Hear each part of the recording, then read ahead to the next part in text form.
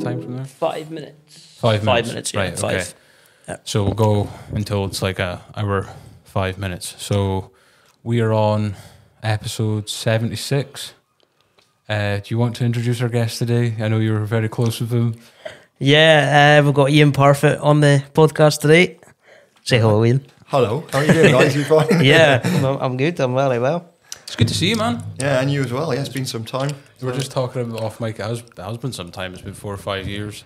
But my earliest memories of you are with the Cooley Pool team, and we were just talking about that. And it's fair to say that those Wednesday nights would sometimes get messy, to put it lightly. Hey, I can't. Don't blame me. Don't blame me. I'm trying to remember who was all on that team because it was. Well, I was there for a bit. I wasn't like I was a casual. I was like maybe a substitute. I wasn't like an elite player or anything. But there was me, you, Andy Forrester. We had Scotty at one time, didn't we? Scotty Forrester. Yeah. JP. JP, yeah, he was a captain in the back in the day. Yeah. Richie as well. Rich. Andy's mate. That's Yeah. right, Richie. I'm trying to remember. Mind you, had people dropped in now and again. Yeah. It's a bit short, so you don't know these. So. Yeah. But Me? yeah. Oh, I forgot about you. we try to, don't Yeah, we? You know. fuck So. yeah. But yeah, there you go. No, I've spoken to Jamie quite a few times over the last couple of years. Yeah. On the phone and kind of text and stuff, haven't we, mate? But We used to be like, we used to spend like every Wednesday together. We used to just get absolutely steaming. well, no, I didn't. You know, just in case the wife is going to be listening. Nah, to he this did. eventually, He like, did. you know. Mandy, he did. But yeah, no, it was good times. It was a good introduction into Lossiemouth because I joined the pool team when we first moved up into Lossiemouth, really. So it was a good way of getting to know people and stuff. When like did you that, move know. to the area, Ian? Got 2002. 2002. Moved into Elgin, and yeah, we then moved into Lossiemouth in 2010. We were looking for a place really to put that we could possibly put in an endless swimming pool. And then the property come up on the road there, and the main road, and that was it. So we put the pool in. But no, just love it up here. It's just absolutely fantastic. We were down in the London area, so we're down Essex way, and we wanted to move before the little one became of school age. That was my youngest, and so we moved up before he got to that age, really, for a nice calmer way of life. Yeah, do you prefer like the remoteness of this area compared to like big city and industrious kind of life, I guess? For us, yeah. I mean, it's for us, it's the calmness, stillness. It's our age, isn't it? It's an age thing, guys. Do you know what I mean? I don't suppose, like if you're a youngster, then really you need maybe possibly a little bit more. But for us now, just, chill out. I'm closer to retirement than school age, so I suppose. I'm not saying anything. Yeah, don't say. I'm not saying nothing. Yeah, nowhere near retirement, or you having a go at me now? No, I'll say it's quite quiet. It's quite calm, isn't it? Yeah, I mean, it's just depending on what you want, Jamie. Just but no, we're ready for it now. We're ready to settle down. I'd like to say we're looking to retirement, but fortunately we love what we do, so I'll probably never really retire, not fully anyway. So we're lucky in that respect. Yeah. So you're a local business owner, and we will get into that as we go along. But I remember speaking to you about your kind of early days in Wales back in the day, and I kind of wanted to ask you a bit more about that. So where was it that you were born in Wales, Ian? And I guess what year were you born, and your upbringing and all that as well? Yeah. Well, no, I was brought up. I was actually adopted as a child, and I was adopted from Mountain Ash. I was born in Mountain Ash, which is a district of Pontypridd, which is up further up the valleys, And at the age of 6 months, I was adopted, and I was moved with my, obviously adoptive parents. I was moved down to Barry, which is Gavin and Stacey. Yeah, as you know, there, literally what so came to mind. literally Gavin and Stacey, and we all are pretty much like that down there. There's they're a bit wild. I mean, Mandy, my wife, she says there's no filter. She says none of you got any filter whatsoever, and it's probably about right, if I'm being honest. What comes in the brain comes out the mouth without. It's real, isn't it? Yeah, like it's just real, isn't it it? really is. But no, I was brought up in a district of Barry called Cadoxton, which is which is closer to Cardiff. It's the closest part of Barry. To Cardiff, it's an area called the Moors, very industrialised here, so it's the industrial side of Barry rather than kind of Gavin and Stacey, Barry Island, which is the other end of town and that, So that's me really, The big ass steep hill. Yeah, that's actually Trinity Hill, and it's kind of Broad Street High Street Way, which is down the West End area of Barry, right. Trinity, and it really is that steep. You know, it's humongous, and actually that's not even as steep as still in Barry. So my mum, because she was a little bit daft, she always used to say, "Yeah, Barry, you always got to go up an hill to go down an hill." And I'm thinking, mind you, this is a kind of woman that says, you know, when you're on the M4, you know, that's what I like about coming on the motorway. You know, everyone's going somewhere. I mean, it's the kind of character she was, like, you know. So, you know, she always come out with these kind of things. But yeah, Barry, you've got to go up an hill to go down a hill. And that's pretty much Barry in a nutshell. Yeah. Really. So. What was it like growing up in an adopted family and that? And how did that kind of progress into your adult life in that, in the terms of, did you seek interest in speaking to, I guess, your biological family and stuff like that as well?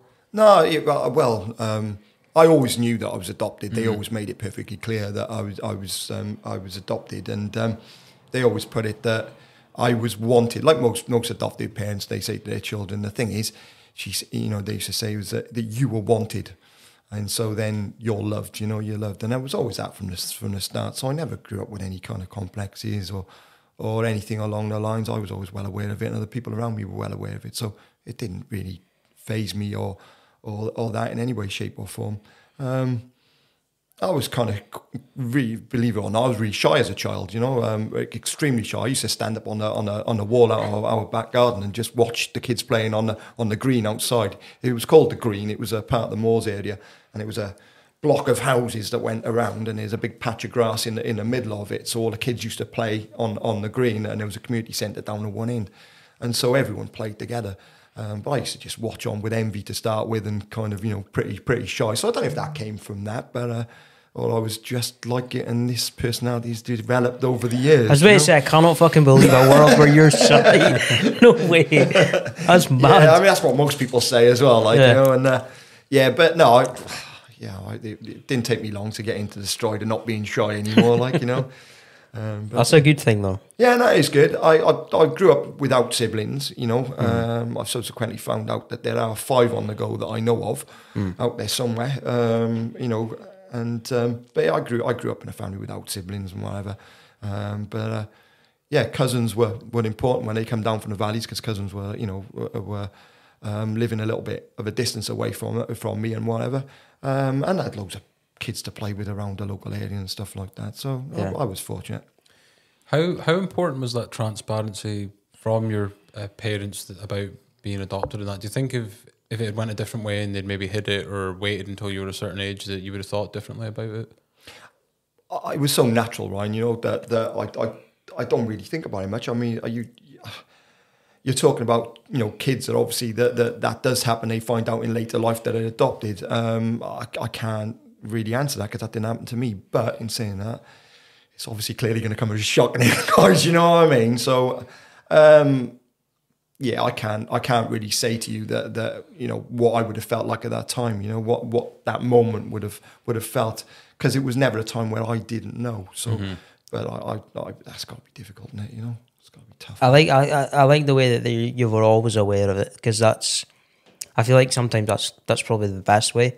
Yeah, instead of that shock of like, my life's been a lie sort of thing. Yeah, but then again, you know, everyone brings up their children differently, you know, of course, and they've got to be allowed to do that. And you know, we're not there to judge. You know, no. You know, we can't judge anyone. There's reasons behind most decisions from you know, from parents and that. And it was just my parents chose to tell me from the off, and that was it. So yeah, I never knew any different. So I had a fantastic upbringing, to be quite honest. It was magical. So I can't really grumble too greatly, you know. What about your siblings that you mentioned that are out there? Do you ever get curious about meeting with them and that? Because although you've had a great upbringing in that, there must be a part of like intrigue and, you know, natural, I guess, I don't say natural attachment, but like, you know, people are bonded through, that's my family, that's same blood as me, so on. Yeah. Well, I it wasn't done deliberately, but my father passed away, my adoptive father, my dad. Yeah, your dad. My dad passed away in 91. And so I was only 24 at the time when he passed away. And then my mum passed away in 2007.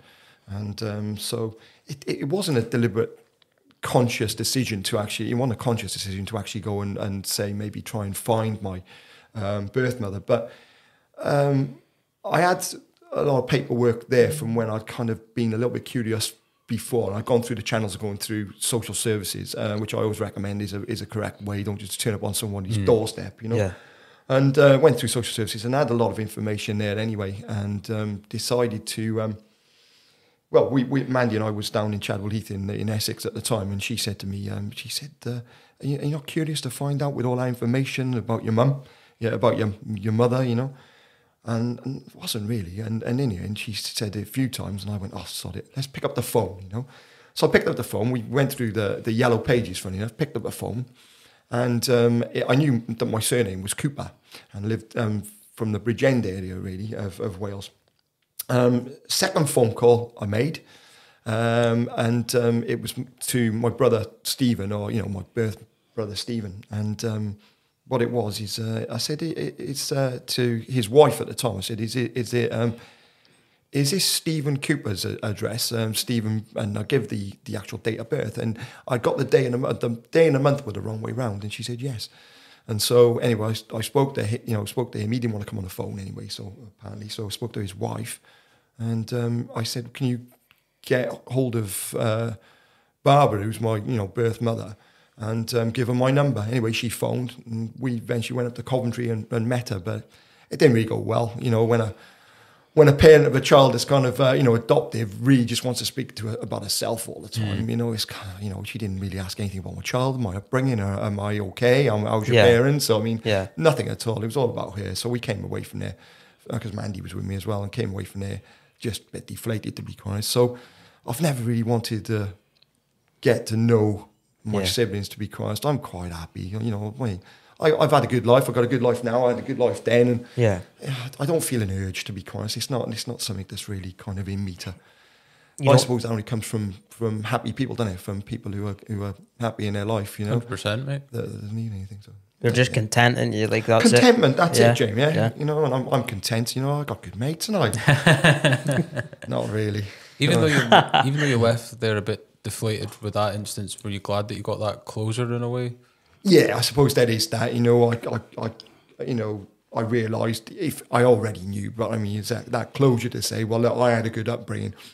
Because when I heard her talk about kind of the upbringing, the upbringing of her, my siblings, then let's say, it didn't really bode too well. But my father, on the father's side, I never really got in contact with him. But I know he was 18 when I was born, and so. He had already had twin boys as well before me. Dirty little bastard, right? So, there you go. So I don't really know anything about that, that side. So, but I think I'll leave it. Yeah. I'm too old now. I'm too old in the tooth. I can't be bothered. So. I think the way that you've dealt with it's incredibly mature and accepting everything and not letting it get in the way of your own life and the life that you've led up until now. I mean, I don't want to say that I'm in a similar situation, but I also have siblings that I've never met, and they're starting to become more and more local. Like they started off in London, and now they're living in Banff and that. And I'm kind of worried that they're moving up. It's almost like the you can't outrun your demons. Like they're gonna, But I'm someone that has definitely, I don't want to say struggled, but it's definitely crossed my mind multiple times of like, who are these people? What are they like? And that. And even if it was to go bad, like we're talking about that closure, because I would hate to go through life and not have had that experience and thought, what if? Are you an only child then? Well, no, I've got two younger brothers here, so I was an only child for like the first 10 years of my life, and then I got in touch with my dad at about 15. And then I found out, I knew I had two older sisters, but I didn't realise I had two younger ones as well that lived in Elgin at the time and that, so that came a bit of a shock. And I've met up with them and that, and, I've been in touch with my dad and stuff like that, and it's all kind of been up and down, and it's not been perfect or whatever, but I don't think you can expect it to be, really. I don't think you can just be out of the picture for 20 years and expect everything. Like you said, you can't just be everything's fine unless you're actually talk through it in that, rather than be, oh well, that happened, let's just not talk about it and we'll get into it. But the way that you've handled that and accepted that and went through it, mate. It's really admirable from my point of view. At I least think anyway. as well, Orion, you know, the curiosity can get the better of Yeah. you. Mm-hmm. But then sometimes you look at it, I'm opening up a can of worms there. And you can't, well, you open up Pandora's box, you can't stuff her back in again, you know what I mean? So, and that's a situation really. But, you know, I suppose if you've got a good relationship with your dad and everything like that, and I don't know what your relationship is, but you never know, you know, as you get older, that curiosity might get the better of you, like I suppose it did with me, you know. But it's got to be that little. It had to be that little push with me, and Mandy gave me that little push at the time, I suppose. But can I ask why you were hesitant to do it at first? I think it was just for that reason. I've fantastic parents. Like I can't even clarify that, you know, enough. And it was never that urge because of that. You know, I suppose if I'd had a bad upbringing or not such a good upbringing, that might have, you know, I might not have been so hesitant. It was been a case where it's got to be something better than this, than this. It's got to be something more than this. Yeah. But I never ever felt like that, you know. So I was lucky, you know. So I think that's it in a nutshell, really. You know? Like some people must they look for that mother and father figure, someone to fall back on, someone to give them advice and stuff. But like you had that, so you don't need to look for it. Yeah, I mean That's kind of maybe what. They weren't our pushy parents as well, you know. And sometimes that can not necessarily be a good thing. They didn't really encourage me to be kind of say maybe driven. Then let's say so. I've never been that driven. You know, I do what I do because I love what I do. And my dad always told me, you know, he always told me, look, in a work environment, let's say, always find something that you love doing. And if you find something that you love doing and you enjoy it, you'll get good at it. Yeah. If you get good at it, then people will want to pay you for what you do. And I'm very fortunate that I've got that. You know, I've got that kind of, you know, that business that I love it, absolutely love everything I do. And I'm fortunate that, so I listen to them in that way. But they didn't really push me or, you know, and all that, which I suppose in my early, you know, in my teenage years and kind of 20s, you know, it was kind of, yeah, they were tricky years to be quite honest. But yeah, it was just kind of sit back and something will come to me. It'll all come to me. Do you know what I mean? Yeah, but yeah. you know, we all do that. Don't we? It'll all come Yeah. to me. But then you realise after a while, especially when you get family Yeah. of your own, that now you know you got to be proactive. You got to get out there and do it. No one's going to give you what you want in life. So, but that was it. But no, my dad was very. I'd like to say placid. He wasn't so much placid as very calm. A very calm guy. Never. Nothing Laid bothered back, him. yeah. Nothing really. It obviously did bother him and phased him, but he never let it really show. But he had other ways of dealing with it. Yeah, like, he was a lovely man. You know, when the years that I was growing up, you know, in the 70s and 80s, then let's say, because I was born in the 60s, believe it or not. Don't look at. No, Thanks, don't, mate. I was waiting for that. I mean, there wasn't even hesitation there, so thanks, guys. You know, but no, Got your back, mate. Nah, when I was growing up in the 70s and whatever, you know, it wasn't a culture of where you could smack your child or stuff like that. But you know, Times were different though. Times yeah. were different. There wasn't a law against it and whatever. I never ever. Maybe I should have thinking back on it sometimes, but I never ever got hit by my parents at all. Not once. Not once. And you know, and this is what you get. Look. But yeah, no, it was great. You know, I had brilliant, fantastic parents and all that. She was tougher than him. That's brilliant, man. Yeah, she was tougher than him. Oh yeah, don't mess with her.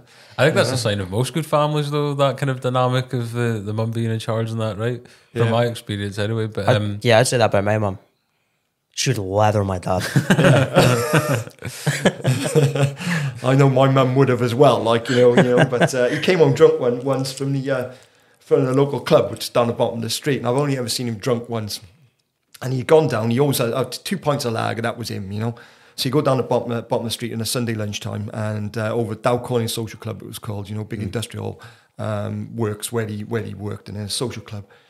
And she'd made dinner, Sunday dinner, roast dinner. He came home, and it was the time before microwaves and things like that. We could eat it back up and whatever. So it was all dry. And he'd met an old mate while he was down there, and he came home, and it was a couple of hours late. It wasn't even silly o'clock.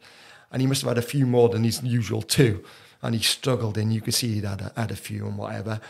As he walks through the back door, this plate comes flying past his ear, right, and whatever. So he's ducking or whatever. So she gives him a few clouts and all that. And like I say, they're not that type of people. So gives him a few clouts. He goes I'm off to bed. Literally, that was it. Never really reacted or responded because that's how calm he was. Went off to bed.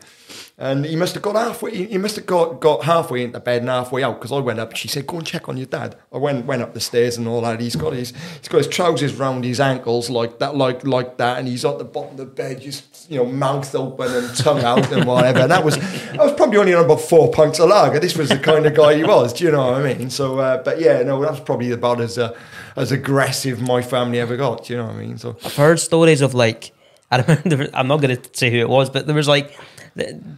The wife had made the dinner, right? Aye. And he was in the brander, and she kept phoning the brander saying, "It's ready, you can like come home again." And he was like, "Yeah, I've just finished my pint." That was another pint. Anyway, she just came down to the car and just threw the plate on the bar and then fucked off. Jesus. This was a long time ago, but yeah, that happened. I wouldn't have she wouldn't have done that, but at the end of the day, my granddad lived down the bottom of the street. He lived across the road, across a big main road called Cardiff Road at the bottom of the street. And he used to live in Gwenllian Street, which is across the road.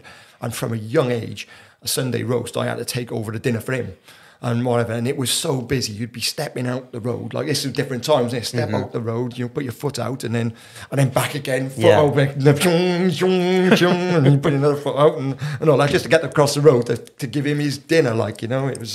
It was murder. But it was all close-knit community as well. When I lived, it was called the Moors, and it was a close-knit, really, really close-knit community. Everyone knew everyone, and everyone looked after each other and stuff like that. It's the old cliche, isn't it, from those days. That's great. Do you know what I mean? Like, you couldn't have really asked for anything better, could you? That was great, whatever. So I met a guy up here in Holtman, and Jason Leosotis, and he was from Baddy and knew all the people around my area. He run when we moved up, I went up to do a bit of framing for the picture, and he was he's a artist and picture framing, and he was just due to move out later that day, because he was going down to Devon or Cornwall to set up down there. And when he realised who I was, he cut long story short, when he realised who I was and whatever, he said, "Oh, I haven't really got time to do it." So when he realised I was from Baddy and who I was, he actually he spent about 2 hours on me, with me teaching me how to frame up in his attic, like type really. of things. That's the kind of community it was down there, man. So that was when I moved up to Lossiemouth. He was kind of like, he's one of us, good sort of thing. Yeah, kind of thing. It was great. So and my dad was well known around that area as well, like, because he ran in the early years he ran a youth club on the green in it from all right. Yeah, and that. So our teenagers and everything. That's something we read right now. We need something like that. Yeah, we had a youth club when we were young, and it kind of kept us off the streets at least for a couple of hours. But like, there's none of that now. No, and I mean that's the thing. Like, we're just talking about young people before we came on mic, and you made a really good point. It's like a lot of the kind of common kind of assumption is like, oh, kids these days, but it's not that young people don't have challenges. Challenges for young people don't go away. They just evolve into different. Like we were mentioning, social media and stuff like that. I just think at the moment, like you were mentioning, there's really not that much to like keep people occupied or to give a sense of direction. I think a lot of people that get involved in trouble when they're younger is because they don't feel like they've got like a sense of direction or an identity or a path to take or whatever, But it's tough, isn't it? I'm not one of those older generation, I suppose. Not that I'm that old, I suppose. That looks at it as they got it easy these days. They definitely haven't, And like I said, I've seen we were talking, like you say, offline earlier, and the social media aspect of things and the pressure through the press, through social media in general, to look a certain way, to act a certain way, to have certain things. Exactly. And it's just pressure on top of pressure on top of pressure, and it's tough. It really, really is. And I was saying to you earlier as well, in a lot of instances when it comes to females as well, it's females putting pressure on females more than anything else to once again look a certain way, be a certain way. But that's all cliche because we hear it all in the press all the time. But it's tough. It's tough times, and all that, and especially during lockdown and everything. Yeah. I couldn't even imagine being that age going through that specific event. I feel like one thing I'm grateful for, I'm not like I'm grateful for the pandemic or anything, but like I was grateful being a bit older that actually came around so I could kind of put it into perspective rather than be like, oh, what about my exams or what other kind of stresses transition from primary school to high, important times in people's life where it just took away 2-3 years. Because really. they've got, exactly, literally took 3 years away from people's lives. And I mean, you know, it's a serious pressure as it is. You know what I mean, being a kid.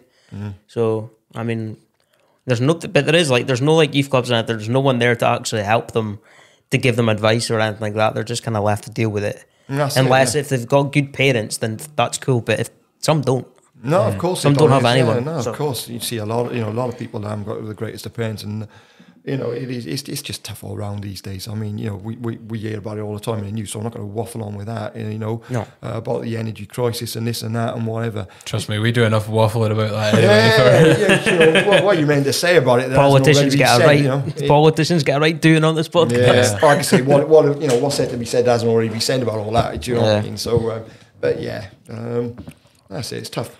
I want to talk a bit more about Wales, because for anyone that doesn't know by now, you're a very proud Welshman, and I know you're in your sports as well. So I wanted to ask you, who were like your sporting heroes growing up in Wales? Obviously, Wales have had numerous sporting icons throughout the years, and who do you think's the greatest Welsh sporting icon of all time? Oh, there's too many. I can be cliched and say, I can be cliched and say, like, you know, Gareth Edwards. You know, it's a Welsh rugby legend. You know, he was a number 9. So he's a scrum half for Wales back in the brilliant Welsh side of the 60s, you know, late 60s and 70s and all that.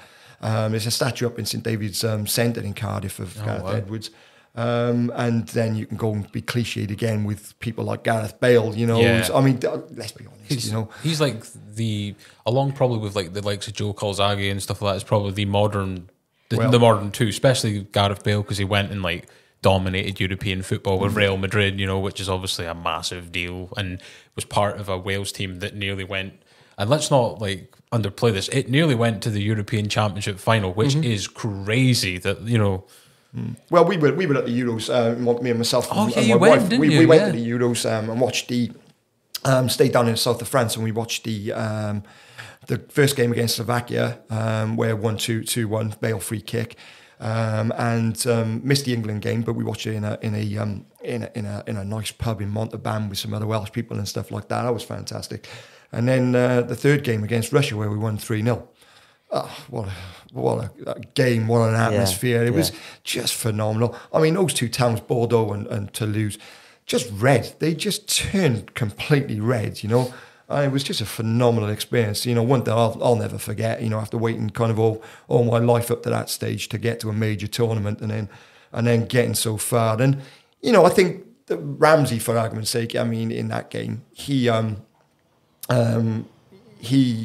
had a phenomenal tournament. I mean, he was in one of the players of the tournament there, and he was in that team there. And he missed that game as well, and it was a terrible loss for us. I'm not saying the result would have been different, but I'm sure would have been a tougher game for Portugal to have got through. I'm pretty sure that was the first game Portugal actually won in normal time, and they ended up going to win it, obviously. But I'm pretty sure there was some new rule where the third place team could get through, and that they had finished third, and then they beat Poland on penalties and someone else on penalties. It was like, because Wales had went on up, like Belgium were the best team in the world, and it was 3-1. How Robson Kanu that did the Cruyff turn in the box? Yeah, he'll never do that again, will he? Exactly.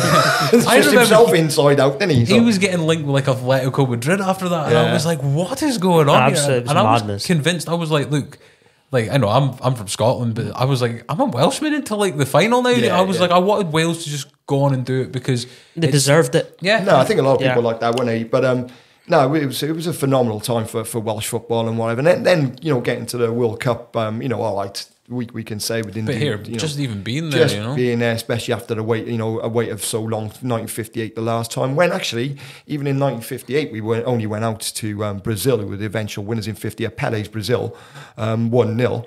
I heard they were quite good. Yeah, but so were, you know, Wales had phenomenal players like you know, John Charles, who's one of the greatest players that's ever played the game. I mean, he's always renowned as being, you know, one of the top dozen British players, you know, in any poll that you'll ever find out there. Played for Juventus and Cardiff, Swansea, Leeds, and whatever. You had Ivor Allchurch as well, and you know, phenomenal players like that. So, but yeah, I mean, we got there, and that's all that counts for you. You'll be talking about that for years, though. Yeah, like, not that wrong. would be like, you know, the fact that you were there, as well. Do you know what I mean? It was a fantastic experience, and to experience it with my son, my youngest son as well. Like, you know, it was absolutely brilliant. But we, you mentioned Joe Calzaghe as well. Joe Calzaghe is one of my sporting icons in SA. Not from when I was growing up, but when I was an adult. I remember it's about 95, 97, something like that, where Jeff Lacey came over, undefeated world champion as well, and he was meant to be this great hope, American hope, and a young bruiser, fighter rather than anything else, in the mold of, Mike Tyson. He had that stature about him. And Kawasaki, had hand injuries, beyond belief. And he came over there, he wasn't really expecting much from it. And just Kawasaki schooled the guy. I mean, it absolutely annihilated him. If you look at clips on YouTube. I was ready to say, I don't think I've seen that. Oh, just get it up on YouTube. Kawasaki versus Lacey, and you watch the way absolutely he demolished him. Not demolished him, but he dissected him, took him apart, and just boxed. In the purest form of the term. It was just a phenomenal performance and all that. And anyone that says at the end of the day that his last couple of fights, say maybe against Roy Jones Jr. and Bernard Hopkins and whatever, they were on the Dwayne and they were on the out. They weren't that much older than Joe Kawasaki himself, and he was pulling a lot of hand injuries and stuff. So it's phenomenal. It's phenomenal. Like Roy Jones Jr. and Bernard Hopkins were like two of the best in the world, regardless of at the end of their career or not. I mean, Roy Jones Jr. is still boxing now. Obviously, like maybe not at the same level, but like.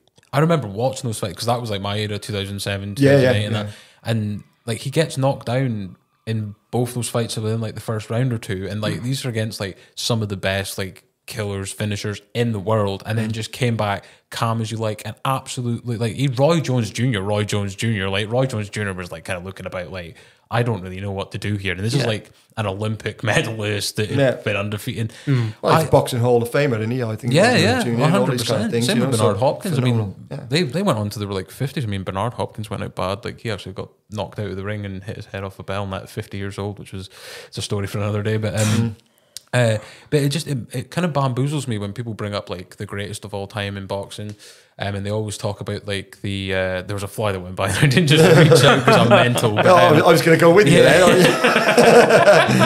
Time for Ryan's meds again. They always bring up undefeated records and that, and I'm like, well, where's like Joe Kawasaki in this? Because people bring up all Floyd Mayweather and all that, and don't get me wrong, they're great and everything.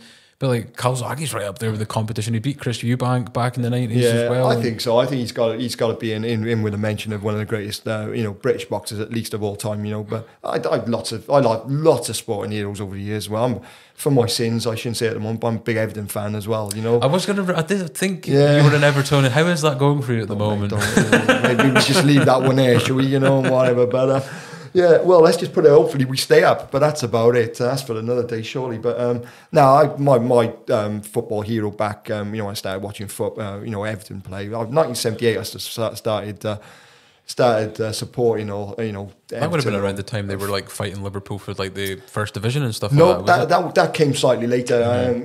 We about 80. It was about 84. Howard Kendall came into the equation as a manager. 84, we beat Watford in the FA Cup final 2-0, and got our first trophy since winning the league in 1970. And then it just spiraled from there. I mean, everyone rates that Everton side as one of the best, best sides and very underrated sides, on the world stage. But one of the best sides in the world at the time, if not the best side, along with Liverpool, of course. But we won the league in '85 then, and we were in the FA Cup to win a precedented treble. We could have won because we'd won the cup. We won a Cup Winners' Cup, European Cup Winners' Cup. Went on to win the league. Well, won the league. Then the FA Cup against Manchester United. Man United down to 10 men, beat us 1-0 with a Norman Whiteside goal. So, we could have got the treble then. It's all ifs and maybes. If my auntie had a penis, she'd be my uncle kind of situation, And 86, so we got beaten to the double, come second in the league, and it was in the FA Cup final again against Liverpool. 87, won the league. 89, against Liverpool again. That was a year of the Hillsborough disaster. And we got to the final then against Liverpool. Liverpool won it, and then we won it again 95 against 95 against Man United. So it's a great side. But what happened with Everton there, and that's still, I suppose, a knock-on effect to this day. Really, was that during the Heysel incident, where obviously with Liverpool versus Juventus, Everton won the league that year and would have been in the European Cup for the first time, really, and then English teams were banned from Europe, so we lost the opportunity to go into the European Cup. So we had Gary Lineker at the time, 40 goals that season, 86. Off to Barcelona. We lost a lot of players. The Rangers, funny enough, Gary Stephen, Trevor Stephen, these kind of players that went on to be phenomenal for Rangers and win, X amount of I think... that would have been part of like the 10 in a row. They would have been, 10 in a row. 9 in a row, was it? Or 9 in a row. Yeah, phenomenal. 10 in a row. Phenomenal down that one. Yeah, that one side, they were phenomenal down there. But, effectively, it was the players that went, over to play European competition. And we missed out. And then obviously because there's a lot of revenue coming in as well. Players shooting off, so that dwindled. It was amazing. We actually managed to get into the 89 Cup final, but so it's been pretty much downhill from there, apart from a couple of little splits. So. Even to be honest, even like 10 years ago when like David Moyes was the manager and Everton were like punching well above their weight for what they would spend compared to other teams. Like I remember they were like in a top 4 battle like every year with Moyes, and I think it worked out. He actually made a profit from the sales / buys, which is incredible, right? And obviously got him the United job, and then seeing how that went like in 10 months time and whatnot. But it bamboozles me, Everton, because it's always seemed like a team that if it had money invested in it, like certain other clubs have had money invested in them, that it, because it is a historic, prestigious English side, you know what I mean? Like it's won the league numerous times. Well, 9 league titles, it's one of the, I think at the time before kind of Chelsea and Man City were in, we were kind of 3rd or 4th kind of most highest trophy winning side in England. Just behind Liverpool, United, Arsenal, that kind of Well, that was it pretty much. Liverpool, United and Arsenal, and then it was Everton, and that was it, 4th, and then the money clubs come in. And money coming into the game, with Abramovich and that with Chelsea, and then obviously the takeover for Man City, and that's where they started again. It's fallback. Yeah, new money as we call it. It's true though. I mean, football is like it's fucking ruined, man. Like it's so crazy how much players are costing now, and it's like you got to spend over 100 million some on one player. Some of them. Do you know what I mean? And it's crazy. Even just hearing like players going from Everton and Rangers is like a total kind of foreign concept. Like any player from one of the old firms that's like really good, they're not just going to like a Manchester United or a Liverpool. They're going to like with all due respect, to a Southampton. Yeah. They're not in European just because the money is that much greater. Mm-hmm.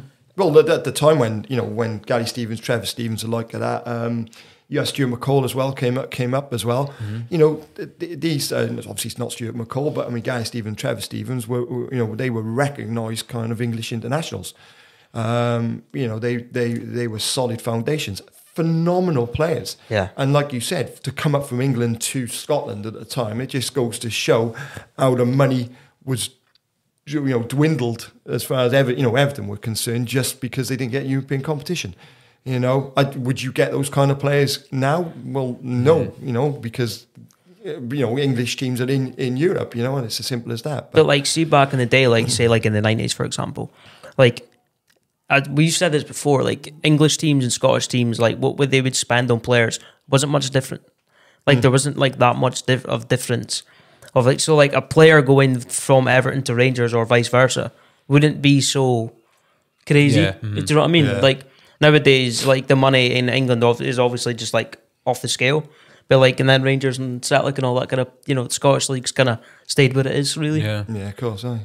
So yeah, it's a weird. It would have been a better time back then. And the craziest thing about it is the ones that are at like the top of the food chain on like the money spectrum have went and tried to gain more money through like the things like the Super League and that came around recently, which obviously no one was a fan of, and it blew up and the people that were, I mean, like I say it's like an Americanization of football, right? Because they wanted to make it like the NFL or NBA where there's no relegations, it doesn't really matter who's top and bottom really, it's more bring in the fan experience, make money as much as possible out of it. And I think like Real Madrid, Barcelona and Juventus are still actually trying to push that ahead because but when I first started watching football, the teams that most of the higher echelon players would go to is either Real Madrid or Barcelona. That's who would get the best player all the time. Whereas now, it's not the case anymore. Like No. a lot of them are going to go to England and You got like PSG and stuff as well. yeah, like, yeah. So yeah, it's Yeah. football's mad, man. Newcastle on the up now as well with the money in it. So you know, so I think that's going to be if they get like Champions League. I think it's going to be disgusting what they spend in the think- summer. yeah. winning I the think- FA Cup as well, final as well, aren't they? So yeah. I think in the next couple of years, you're going to see maybe 5 years. Mm-hmm. They could even be where Man City is, like in a sense, like. yeah, why not? But that sort of money, like you can, do you know what I mean? Obviously, you need more than money to win, but yeah, But like they could go and be like to Borussia Dortmund. Oh yeah, how much for Jude Bellingham? yeah, Do you know what I exactly, mean? yeah, Like yeah, exactly. Yeah, true. someone Exactly, that's yeah. going to be like an absolute world. Like beating. it was like crazy when Rangers got Aaron Ramsey, and it didn't like quite work out. But like I It was, didn't quite work out. No. There's the understatement, isn't it? Yeah, yeah, it didn't you know, quite work yeah. out. But like I really wanted it to. 'Cause I no, like did him. as well. I love him as a player. gutted on that final penalty. Do you know as he's putting up for that final penalty? It was like he's going to miss this, and we could see I it. knew. I felt it. Like, he was Yeah, gonna we miss it. felt it as well.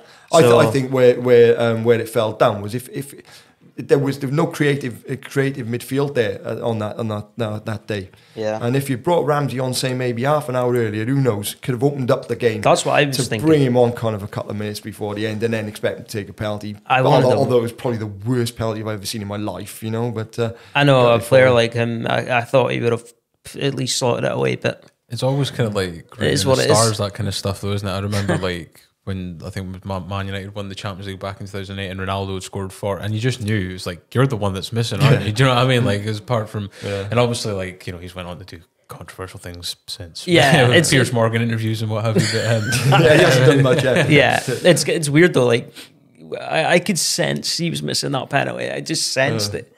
You know, it's just like he's gonna fucking miss this, and then he did. I was like, I remember when Scotland qualified for Euro. Was 2020, but they moved it to 2021 for the pandemic, and I think it was Scott McTominay, and I was like, oh god, if anyone that I was relying on my country, but he scored, so fair enough. But Yeah.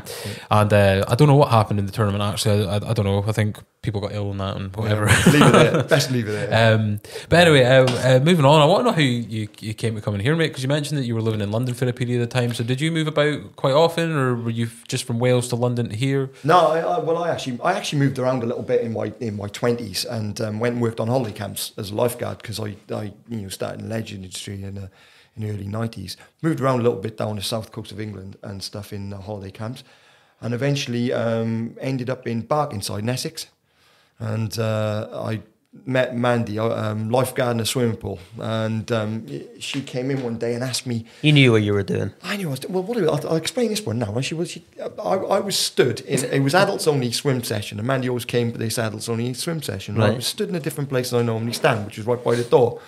And she walked through the door, and we had no way but to speak to each other, to say hi or whatever. Right. And so the first words out of her mouth, and she'll tell you this directly, was, and she finds it even weird herself, was, "Oh yeah, how you doing? You're not looking for somewhere to stay, are you?"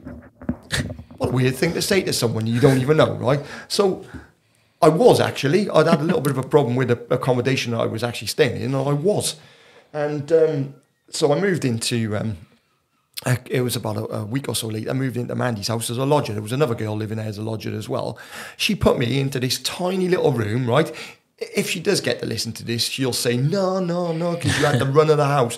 No, this tiny little room, it was like a box, right, and whatever, charging me £45 a week to stay in this box, like a shoe box, and whatever. So in my brain now, I'm thinking, hang on a minute, right, this can't be right. And I moved in, and I had a girlfriend at the time, right, you know. Within 2-3 weeks, right, me and Mandy started seeing each other, right? And if you are going to listen to this, babe, right, okay, at the end of the day, what it was it was just purely to have a bigger room. That's all it was about, right? Yeah, I just needed. I couldn't sleep in that room for very long. Do you know what I mean? And then the rent turned out to be a lot cheaper, and it was a lot easier for me. And that was it. And that's how we got together. Effectively, what a funny, strange way of meeting. Like, you know, Who says romance is dead? Huh? Exactly, and that was it. You know. Do I know at the start of that though? We started arguing with Mandy. She's not even here. That's what I was so funny. I look in the camera and argue with her, you know. But no, and that was it. Really, 9 months later, we were married. My wedding cost me £500 by the way, boys. Oof. £500. That was it. Yeah. Where'd you get that kind of deal? Well, we decided to get married on a Tuesday. Okay. All right. And so we phoned around, managed to get a cancellation at the local registry office in Hornchurch in Essex. 10 o'clock in the morning, got a few mates, didn't even tell our family at all. No one in the family knew, because I knew Mandy as well. It was a lot of stress and stuff and all that. So we gathered a few friends, got married at 10 o'clock in the local registry office. I didn't have even a suit. That was where the £500 come in. A suit and some other bits and pieces. Mandy made an outfit. That was us married, and we went to a local pub in the evening with all our friends who gathered together £60 to go and get a hotel for the night on the South End Road. Got in a hotel there called Palms, and that was us done. And we crashed another wedding party and got all the food and joined in with all the dancing. that was after midnight, after the pub affair. So that was it. Yeah, £500 there, and that was the story of it. But yeah, we lived in Chadwell Heath. I moved in as a lodger. Moved up here in 2002, like I said earlier to you, because of the little one before school. We wanted him to be moving before school age, and that. We actually lived only a few doors away, getting back to football, from West Ham's training ground. Oh, really? In Chadwell Heath. All right, okay. So in the 90s, we used to go over and watch the Rio Ferdinand, Joe Cole, Michael Carrick, Frank Lampard. They was all in the team at that stage. So actually, before they put up a big fence and you couldn't go in and watch him. So watching, we got my oldest son, we got pictures of him with Lampard, and it was when Harry Redknapp was a manager and all that. So, but yeah, we moved up here 2002 into Elgin, and I was working for the recruitment agency at the time, in the Essex area, specialist recruitment agency, which is dealing with all electronic security and stuff like that. And my boss didn't want to lose me because I made so much money for him. It was a gab, the voice, and all that, So didn't want to lose me. So he said, I can't lose you. So he ended up, after spending all day in the pub trying to convince me to stay, he said, I got an idea. Why don't you take Scotland and the north of England, and you have all those clients. And you could have told me that, right about 11 o'clock in the morning, right, rather than about 15 pints later when we're like this. So anyway, he gave me a car, said, you can keep that. And I moved into a little unit, actually over here on a Cooley estate, Cooler Bank estate, right on the end there. All right. Just by where Windswept is, just on a corner. All right, yeah. And I moved into a little unit there. He got me a temporary, secretary, not secretary, but girl to work, doing all that kind of work, admin and stuff. And we started off. So 3 months later, I got him and the sales manager to come up. To close us all down, because it was over the 2002 Korea and Japan World Cup that was early hours in the morning. Oh, wow, yeah, I know, and that wasn't a good idea. Really, spending most of your day in the coolie, drinking, while I should have been working. So I thought, I can't take his money under false pretense. I'm that kind of guy. So I said to Kevin, I've brought all the stress with me that we were trying to get away from. So that's what it was all about, really. A nicer environment to work in. Come up, closed it all down, and I'm left without work then. And so I'm stuffed. So I started. I got a job out in Scottish Provincial Press. It's called New Century Publications now. They're the ones that do the Courier Group. And all that, and that Press and Journal and that kind of stuff. And I was working on this publication, this magazine publication that they had, and lots of different magazines doing advertisement and stuff, really. And then set up a DVD van, mobile DVD shop. Oh. And he used to come round to kind of all the different places, and always known as a DVD van man. We had a DVD boy who's now actually Liam, who used to work for me on the DVD vans. DVD boy, he's actually now an airline pilot, first captain, airline pilot for Cathay Pacific. He lives in Hong Kong, got a house in Australia. I said it was all the flashing lights on the ambulance and whatever, So the flashing lights on the ambulance got to you, and that was it. So he's out there. So, and that was it. A couple of DVD vans, and that DVD thing would have been a hit though, because it was, yeah. Everybody wanted to rent DVDs, and it was great. That's a great idea. Streaming or whatever. No, there was none of that shit back then. People still talk to me about it now. I remember when you used to have the DVD van and stuff like that in a pub. I see him in a pub. Oh, it's a DVD man, Yeah. Very rare now these days. I would have been too young to remember. Yeah, you would have been. Yeah. I mean, my dad used to just get us all DVDs. Well, I actually bought an old ambulance from Dundee Ambulance Service, which was another story, because I actually broke down on a hill and going up a hill on the way to bringing it back here. got out having a look at the ambulance. Me and a mate of mine, because I drove him down there, and he broke down on this hill, and I got out the car to have a look. Next thing, the van is rolling backwards. The ambulance is rolling backwards down the hill. Lucky enough, it was a dip. And it ended up slowing towards the tail end of the dip and just levelling out in the dip. It went up the bank, back down like this on a dual carriageway, and the handbrake had gone. And if there's anybody that would happen to, it had to be you. Well, it wasn't me; it was my mate. But at the end of the day, it was still me there. But it was a brilliant business. It was fantastic, and. Yeah, I had an old Escort that used to do the rural areas, and the ambulance, we racked it all out, and put all DVDs. We had PlayStation 2 at the time, still a few videos going on, and you go round, and people would rent a video or DVD or a PlayStation game, put it on top of their telly, and we go round pretty much the same time the following week. If they weren't in, we'd drop a slip in saying, we've been around, and to contact us, and we'll come and pick it up.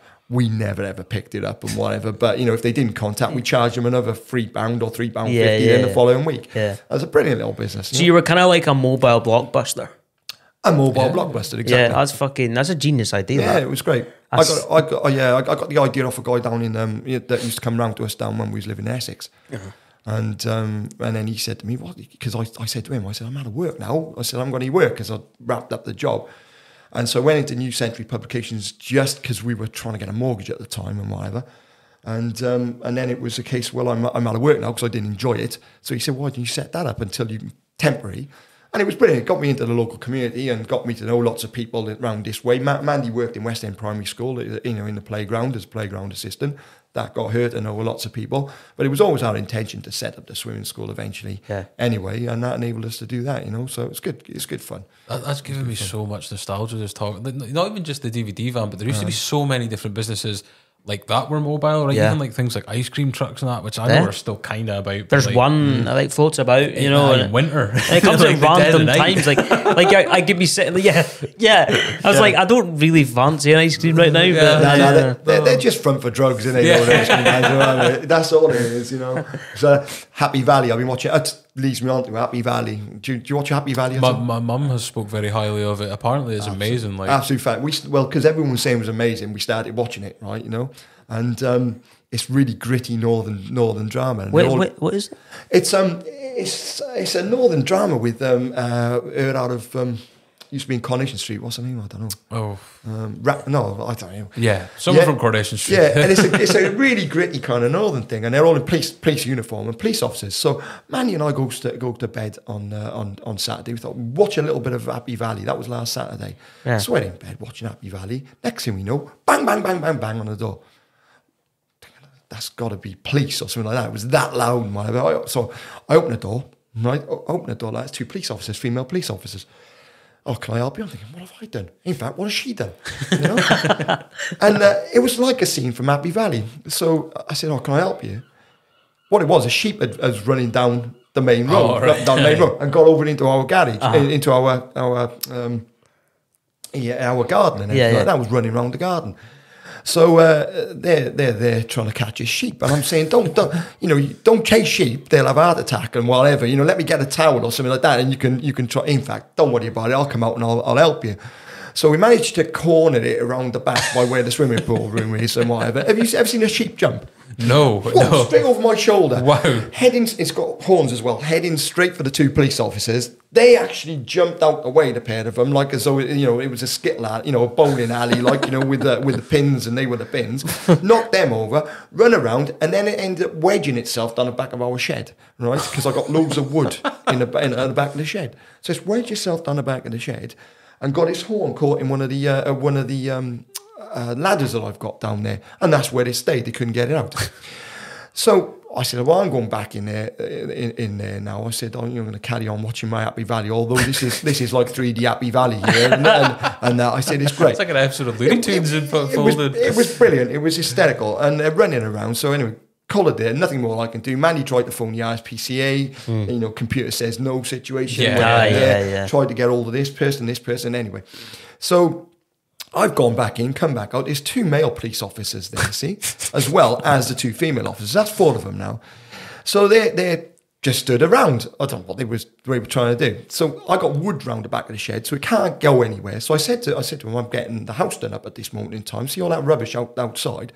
I said, if you take all that wood out from behind there, right? And I said, you can then, I said, do me a favour, don't just leave it on the grass. I said, if you can take all that wood out, so, because it couldn't go anywhere, it was wedged, this sheep, it couldn't go backwards, right? It had to come forward. So I said, take all that wood out. And I said, can you do me a big favour? Don't just leave it on there. I said, if you walk it around and if you put it next to all that rubbish and that wood out there, that'd do me a big favour. So the one police officer said, well, he said, that's like, that's like cheap labour. So I said to him, well, needs must. I said, you got to get the sheep out and I need that stuff moved. I said, it's up to you. I said, what you want to do. Me, but you are a public servant at the end of the day. yeah. I said, it's up to you. I said, you can take it around there. So anyway, they didn't, obviously. So they managed to get the sheep eventually. That was about 2 hours later. They managed to get the sheep, and this one police officer came out with a towel over his head. There's still the 4 of them there, right? Not over his head, over the sheep's head, right? He's got this towel over the sheep's head, managed to do it. And he's dragging it out, and on all the way around, he's just moaning like this. Bloody hell. Yeah, they could have done this hours ago. He said, only, they're waiting for the Welshman to come and take it. Like, Welshman with the sheepies going and taking this thing round. So, yeah, the Welshman got it. Yeah. Should have just left it there. Could have been another leisure centre for him, couldn't it? Especially if it can't get out the other way. I swear, man, like, you should literally go around with that fucking GoPro strapped to your forehead because it would make some fucking great content. That was hysterical. That was a good one there. So we've had a few things going on. So that was fucking brilliant, man. So what year did the business start then for the swim school and that? Well, we set up swim school. I crossed it over with us. I like to cross businesses over. You don't want to leave yourself out of work. Exactly. So we started Mandy Swim School with from the 8 Acres originally, and I was looking for something to do. And Mandy said, "Well, you're fully qualified with all your swimming teaching qualifications. Why don't you try and do something with that?" So asked the manager down there in the complex down there at the time, which was 2006. If we could come in and do 1-to-1, 1-to-2 swimming lessons, and he was kind of all for it. Let's give it a go, and that's how Mandy Swim School started. Now it's only started up as an adult business. That's all. I've seen the article, and then there was just tons of requests for like younger people. There really was, yeah. I was getting lots of requests. Do you do children? And we didn't at the time because I only wanted it for myself to do adults. And I was getting so many requests. In the end, I kind of relinquished. We got Mandy qualified at that time as well because I said, do you want to come into business with me and we'll get Mandy qualified. So she became a swimming teacher in 2006 and just escalated from there. In 2009, it got taken over by Creera, which is a hotel chain. And the manager there, he didn't really want it to be going ahead, because of the members in the club. And I went to the local authority and asked, the local sports manager if he would let us come into local authority pools. And at the time, he hadn't really heard, or no one had really heard, that local authorities taking on outside swim schools anywhere throughout the UK. And he saw exactly what we were trying to achieve and that, and he just went, well, yeah, because I had lots of students then. We had over 100 students all doing 1-to-1 lessons. He said, yeah, where can we fit you? Let's put you in. And we were there from 2009 just up until COVID hit, and we put our own endless swimming pool in 2012, and just for ourselves really, and just for as a spillover in case say in service days or things like that had happened, so since so we had about 250 children all doing doing swimming lessons. And roughly had about 15 to 20 adults all doing adult swimming lessons as well. And it was going great guns. And then effectively we had about 600 kids on a waiting list as well. So it was a massive waiting list and whatever for like 250 spaces. So we always had a big waiting list. So then COVID hit, and then COVID, we decided that we were just about to start actually a contract that year up at Silver Sands as well. We'd been offered something up there, and we was going to go in and do something with them. When it, like I say, I've said a few times now, when COVID hit, we decided not to go back when we were offered to go back into the local authority, and just run it from our pool because it was going so well. So we run it from there and never look back. I mean, even since then, it's just been brilliant, to be quite honest, and it's been taken off. Last count, which is about a year ago, on swimming lessons, waiting list, over 2,000 kids on the waiting list. That is just crazy. got 50 spaces for after school between 3 and 7 o'clock. That is mad. Yeah, it's crazy, absolute crazy. Mandy does parents and babies in the morning, or parents and child. So that's from, say, about 8 weeks old right up to 4. And she does from 9 until 20 past 12. Then I take adult swim lessons then, or we used to be highest because we always used to run with a other swim school, which I'll go into in a minute. So I do adult lessons then for 2 hours. Then we have our afternoon sessions from 3 until 7, and I do 2 hours in the evenings then. And then we hired a pool on a weekend, you know. But yeah, it was just before COVID hit, I was wanting to separate the teenagers, well, the adults really, from the children, and encourage more teenagers to come through. Mm-hmm. And I felt with a stigma being attached, especially to adult swim lessons, especially with teenagers, because around, you know, other pools where, you know, they're in group sessions, if you walk through the door and you're a teenager, you're expected as a non-swimmer to go into a group with all 4, 5-year-olds, 6-year-olds, and whatever non-swimmers. Right. You go, well, they're not. They're going to turn around and they're going to go to their parents, I ain't going anywhere near there, you know, and whatever, through embarrassment more than anything else. Yeah. And so I want to encourage more teenagers to come through the door. So I decided to set up Swim Whisperer in Murray as an adult and teenage business. And that was it, really. So I kind of separated the two. So that was the reasons behind that. And yeah, that started off and it took off because I already had students anyway. That took off. I was always running about 2/3 for block sessions with that, full. And then hiring out the rest or putting them out on a weekend on our Facebook for pay-as-you-go sessions, so one-off sessions. Right. And then we had this thing a few weeks back, about a month back, with the Press and Journal, where the FSB, Federation of Spoiled Businesses, they contacted me. I didn't contact them. They contacted and said, look, you've got a unique business and we'd like to do a business profile on you through the Press and Journal. It's all paid for. It's all free. So they sent photographers around there and interviewed and all that. And it went in the Press and Journal.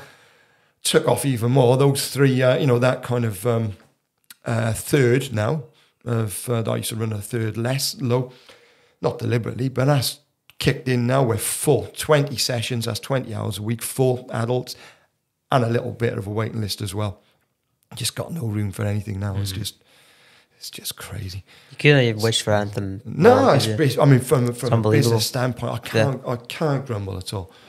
I absolutely can't grumble. So I remember when we used, when we were in the bar and stuff, this would have been, say, like, I don't know, 2014, 2015, and there, you were still doing like bits of work and stuff with the pool. Yeah, because it was pretty much new when it was brand new. Pretty much what, 2012? You say? Yeah, it was around about that. Maybe just a little bit late, 2012. Because I remember the first time I met you was at the community centre. That's right. You playing pool? Yeah, I was just a young pup. I don't know. Would have been around 18, maybe 17, something like that. I think you were only about 16 at the time. 16, was it? 17. Was it that? Was it? Jesus. I think you were 16 maybe at the time. Yeah. 16 and playing. You used to play pool over Lossiemouth Community Centre, didn't you? When we used to come in for. I used to come in to do my lessons and stuff. That's right, like that. And then I used to be playing with your mates at the pool. Yeah, I was in trouble. Yeah, little gobby kid. Yes, that was you. Yeah, whatever. And so we started chatting and stuff like that, didn't we? And that's how we got to know each other to start with. And then I seen you in the bar and I was like, I know you. Where do I know you from? It was when you were cute, Jamie. That's what it was. You know? Before I grew a beard and before I got ugly. Exactly that. I've got a few grey hairs. I can barely grow a beard, man. I've got a few fucking grey hairs now. Yeah. Few already. Already. I had a 50p coin shape on the back of my head going bald by the time I was 22. So I think a couple of grey hairs, is no problem at all. Nah, I've got like 2 grey hairs going out my beard. I've got loads in my hair. I'm done, man. I was joking with Mandy and whatever. And I said, I'm not worried about going bald or anything like that. Because when you got a face like this, I called it in business the money, Jane. Yeah, the money. The money. Everyone only comes for the money. No.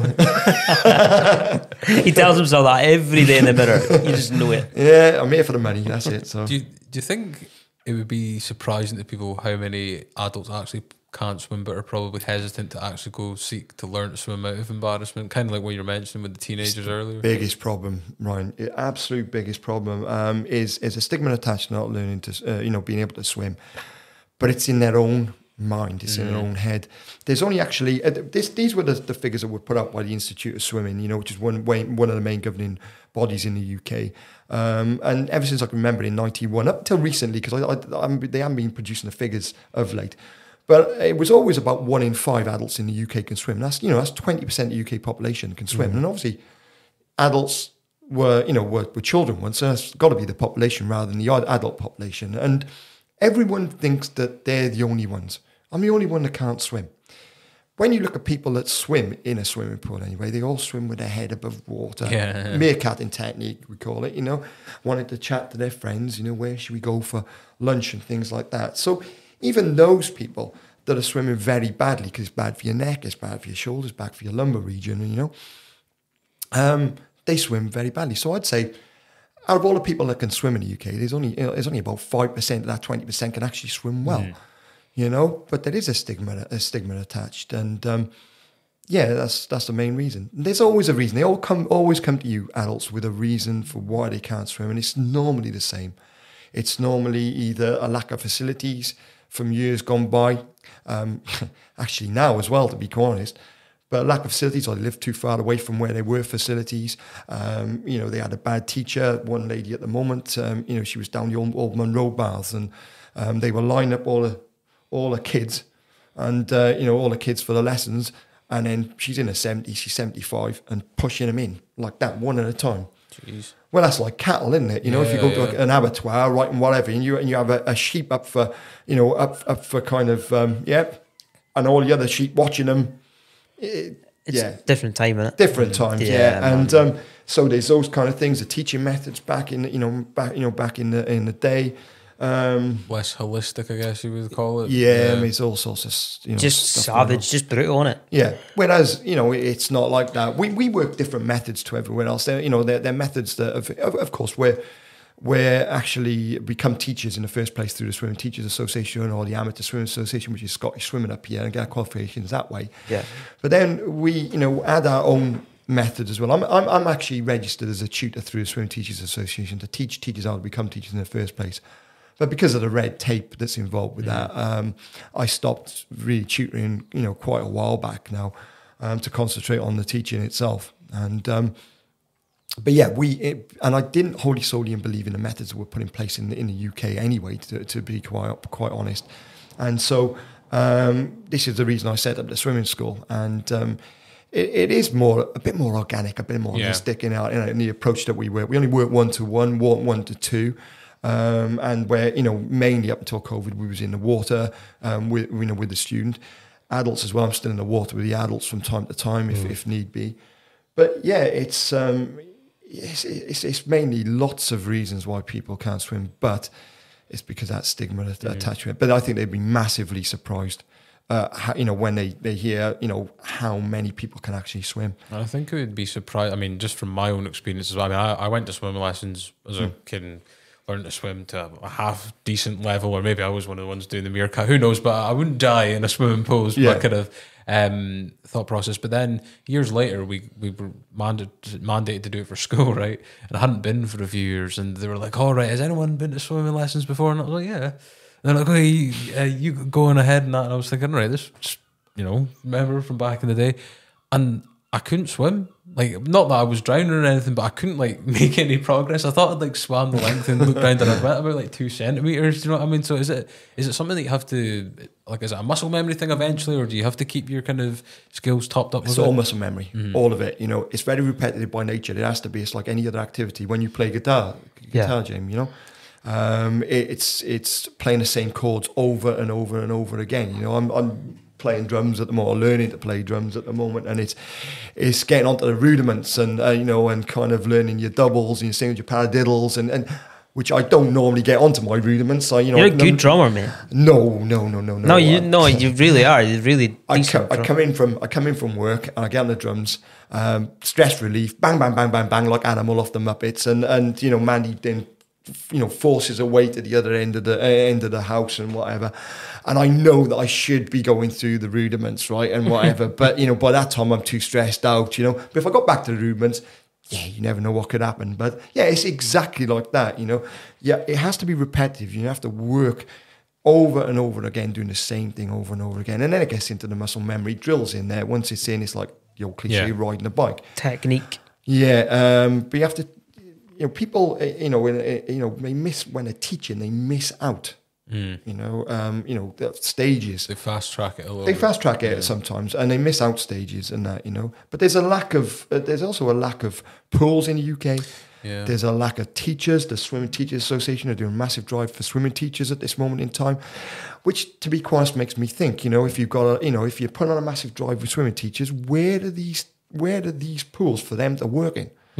If you're gonna take on lots of teachers, like qualify lots of teachers, where's the pools for them to work in? What's the incentive to go into this industry now? That's the thing. Like that's what I was saying earlier about the community centres. Like there's not as many as there used to be. A lot of them close down and then don't open up again. Do you know what I mean? Because the community can't afford it. Like the councils and saying like we can't afford it. And like there's definitely like a lack of funds and all that sort of stuff. Is there not like one in the new school, but it's specifically for the school? Like it's not able to be used for the public and that. I think you need to get one of the Fit Life cards. I think you can use it then. I think. I don't know. I don't. I'm not a member. I don't know. Have you ever worked with anyone that's came to you with a fear of water as the reason of why they can't swim? Well, I'm actually not just a swim teacher. I'm an aquaphobia coach as well. All right. Okay. So I got my qualification, quite a few years back for that as well, and. Yeah, aquaphobia can affect anyone at any time of life, and also as well, there's different levels of aquaphobia. On our website, on Swim Whisperer and Muddy website, we've got an aquaphobia learning program thing, and you can actually go on there and you can test how aquaphobic you are on there. It takes a couple of minutes, but there's all sorts of reasons, as we've already said, for aquaphobia. There's a girl I took a few years back, and I actually walked her. Aquaphobia was that intense that I actually walked her around Keith's swimming pool for about three weeks before I got her anywhere near the pool. It took her three months really before we could do anything really with swimming.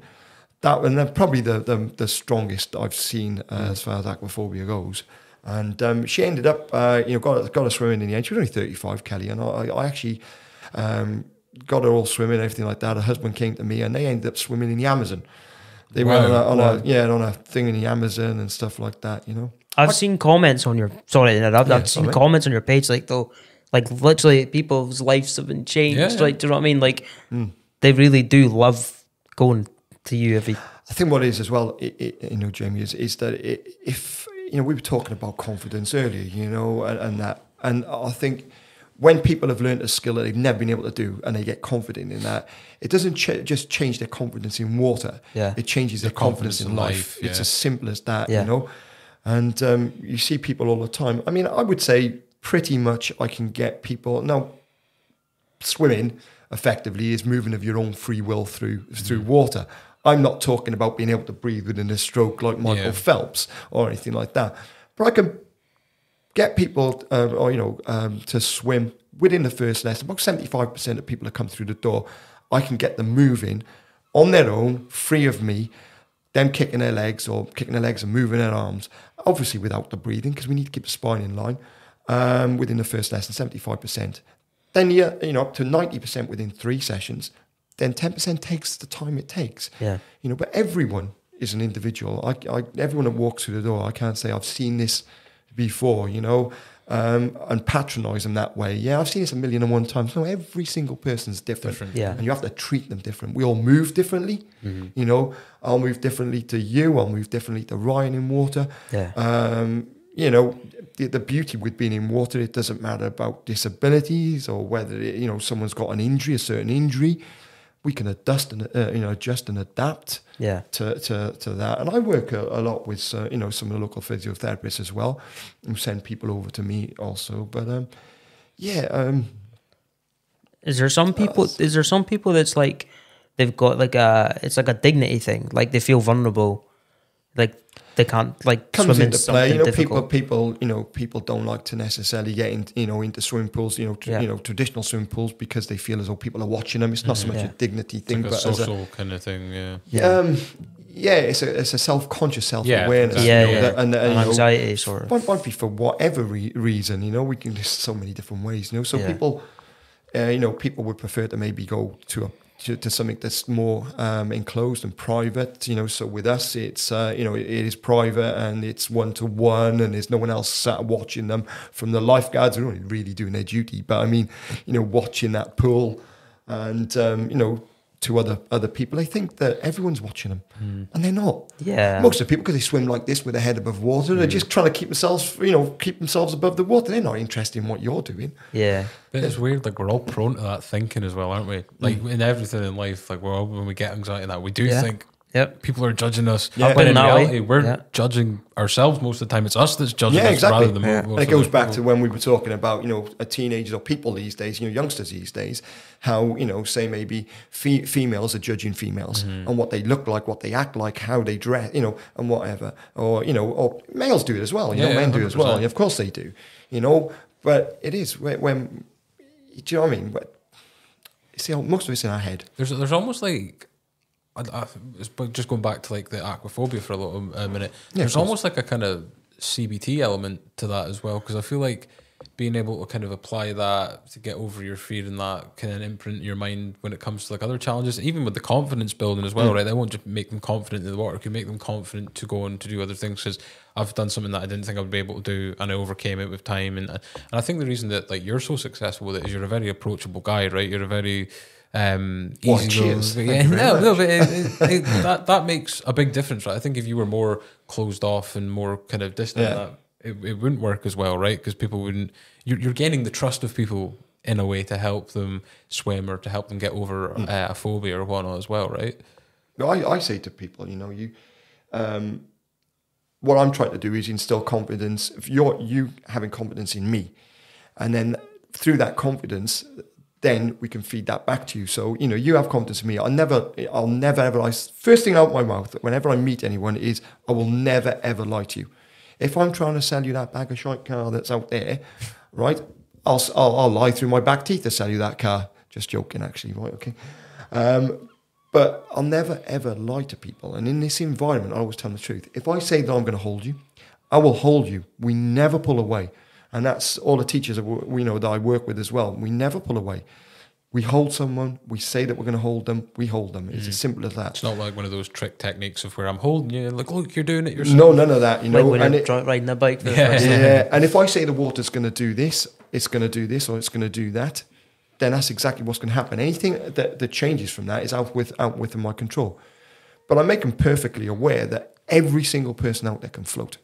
Every person can float, yeah? We just float differently. And I've got to give them an understanding of how they float as an individual rather than how a manual tells them they should, the teacher tells them that they should be teaching them to float. And men float, by the way. Men float predominantly, it's a genetic statement, mind you, vertical in the water. So we float like this. But as soon as men feel their legs starting to drop, then what happens is they start to tense up and they start to lock up. So we only float 100% in water if we're nice and relaxed. But men float like this. I swim with my nose and mouth just below the surface of water. So if I tilt my head back, I float like this. Yeah. And we got to find a way that they float. Women float in general, generically. Yeah, they float horizontal on the water. Perfect, beautiful front crawl, breaststroke, back crawl, swimming position. As hydrodynamic as it can possibly be, slim as it can possibly be. I used to love swimming. I just haven't swum in ages, but I used to jump in the harbour and everything. I used to jump over the bridge. You'd be surprised how many people do that and whatever. Yeah. I always say to people, right, it's up to you what you want to do with your children and things like that, jumping off the harbour walls and stuff like that. But at the end of the day, I can teach people to swim. Of course I can. I can teach people to swim, but you can't legislate for weather conditions, for waves, for currents. You can't legislate for that. What goes on out there, I don't know. No, it's nature's doing. Exactly. Like what we did as kids is dangerous, you know what I mean? But like nowadays it would be, I think it's a real soft kind of world it's fun now. though, innit?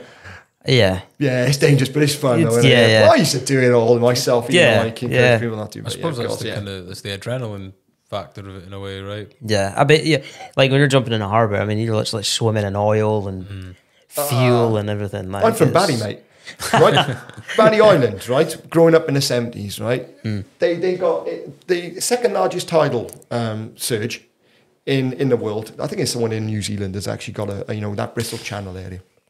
And what it is, they had a pipe going out with all the sewage out into the Bristol Channel there, but it didn't go out far enough. And so what you used to get, right, was you'd be swimming in Barry Island back in the day, right, and then you'd have a condom floating past you. You'd have a big lump of shite floating past you, right, nappies or tampons, right, Yeah. You get the idea now. Yeah. Oh, it was awful. It was disgusting. Yeah. So don't talk to me about oil. I think, Right. I think there's like places. There's It was pretty disgusting, I gotta say though. I think there's places in England going through that just now as well, Yeah. like the sewage and stuff. Like it's Yeah. not being filtered Yeah, out properly. apparently.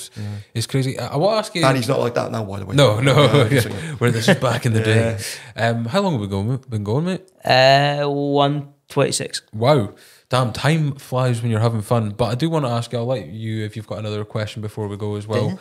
I want to ask you about the Press and Journal and the article. Because with the media, from my point of view, I'm always kind of like, obviously I've not got like a business that's going to be in the media or whatever, but if I was approached with something like that, I'd be quite hesitant because I'm always seeing media are one way or the other. And they're just doing their job at the end of the day. But funnily enough, a guy that we all probably know, I'll mention who it is afterwards, got into a bit of funny trouble. It wasn't anything over the top, right? But he was in Press and Journal because he had to pay a fine at court or whatever, right?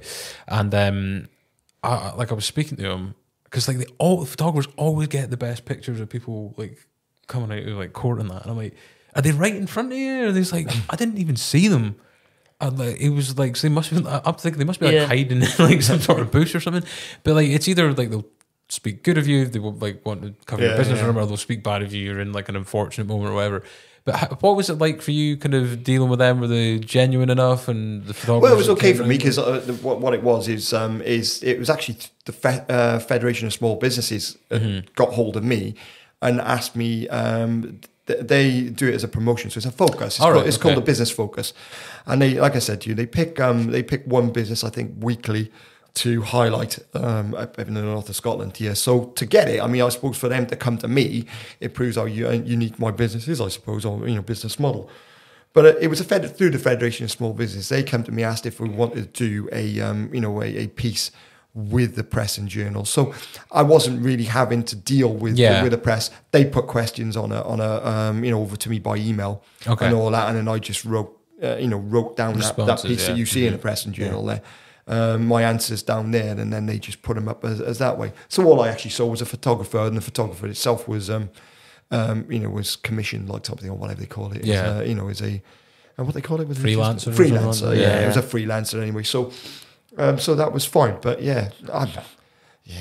no one's got anything on me. I'm fine. Do you know what I mean? I wasn't insinuating that they would. I'm perfect, Ryan. What have they got on me? Do you know what I mean? So they can try. It was good. It was good seeing it because, like, I was like, see, that's someone that's deserving of it. Like, you always see people in the paper, and it's like, hold their shit. I'm like, nah, it was good seeing you. That's good. Cheers. Thanks. I'm interested to see if they'll ever reach out to us. You never know. Keep going as you are. I know. I feel like we'd have to turn it down though. There'd just be honey trapping us. So we've been going an hour and a half. Yeah. I know you've got to get going for a family get together and that, but it's been an absolute pleasure speaking to you, Ian. Yeah, and you guys, really good. It's good seeing you, man. We're getting into the But habit. you didn't have the beers on the table. I know. Hey, there's nothing stopping us from doing this again. Well, we could do it We again. could always do it again. We could just shoot the shit. You only got through half my life there. Yeah. Right? There's so much more. There's so much more. I guarantee you there is. This is why we spent so long on the Welsh heroes and stuff like that, because there's going to be a part 2. We're going to use everything possible to get so much more. Right, okay, let's make it. Right, we'll put it in stone. Right, there's going to be a part 2. Right. Yeah. Right, we'll put it in stone. brilliant We'll have a part 2. And we'll have beers. We'll have beers. Yeah, we'll have beers We'll have an next appropriate table because this is a temporary setup. And we'll do it. At night, like a 7, like an 8, 7, 8 sort of time. Yeah. 7, 8. Like a 7 or an 8. I thought you was going on the music then. I was going, what's going on? I'm not up on that much yet, So. Like, Nah. It's all came together in the end. Literally, we've had so many obstacles today. Yeah. Sleep-ins, the wire's not working, Yeah. the camera vibrate. Everything has tried to go against us, but we've got it done. And we're just in the habit of asking people now. Did you enjoy it? Did you enjoy having a I wee did. chat Actually, I with was us? pretty nervous, to be quite honest. Yeah, I didn't know what he was going to ask me. And then Holy I thought- shit! No way you and were I thought, I've got nervous. to tell you the truth. Do you know what I mean? You play it see- off very well, though. Like, Yeah, you two, man. I'll see it in the eyes. I see it in the eyes if he's lying to me, and I'm thinking, oh, my God, you know, it looks a bit like this Happy Valley kind of scene here. Like, you know Yeah. what I mean? I'm here, you're there, you know, whatever. So Like I always get like, Just need to I always forget to tell people as well. Like I'm looking at the cameras just to make sure that they're still recording. I always feel really rude when I do it because it's like when people are like talking about, well, this is about my story, and I'm like, but like, I think people can kind of get a bit intimidated by this. I got intimidated with the first time that I seen it. I was like, what have I got myself into here? Do you know what I mean? Like, I was nervous when I came on the first time as well, but like, yeah, I was nervous. Yeah, I was nervous when I came on the first time. I still get nervous, mate. Yeah, I don't know what it is. Like it's that what we were talking about, anxiety in your own head. I'm You're not like, gonna lie to you, it's gone for me now. I don't get nervous about this anymore because it's cameras, right? But like we're just having a yap with your mates. Like it's not that's like yeah, you've pretty got, much, you got yeah. a tape recorder there. That, you Yeah, know, yeah, that's yeah. a bit different then. Isn't Yeah, it? You know, yeah. I'll be looking for your badges then. Like, you know, and your number on your shoulder. it's like line of duty. Yeah, Jesus, Mary, Joseph, and the wee donkey. oh Jesus! brilliant. That is. It's been a pleasure having you on, mate. Yeah, So, it's been a pleasure actually, guys. You know, and to see your wonderful studio space. thank you very much. It's still we've not went too classy with it yet. 'Cause work in we've got the progress. humble beginnings of the plasterboard behind you. Well, right no, there, I'm used to so. the plaster. It is getting plasterboard being painted bad soon, in my though, house at the but, moment. So yeah. I'm just glad that I used to have a mop over there, right, and I kept forgetting to take it out. So we'd have like musicians on, like Scott Ramsey and stuff like that, and he'd be talking about like doing these gigs down in Dundee, and all I could focus on was the fucking mop in the background. I was like, Jesus. But, we'll definitely do a part Yeah. two. We'll get together once. We're gonna have a table, so we won't need these extra little tables and that. And we'll see you soon, mate. It was Brilliant. good seeing Thank you you, very buddy. much for this time. Yeah, It was good seeing you, mate. And you.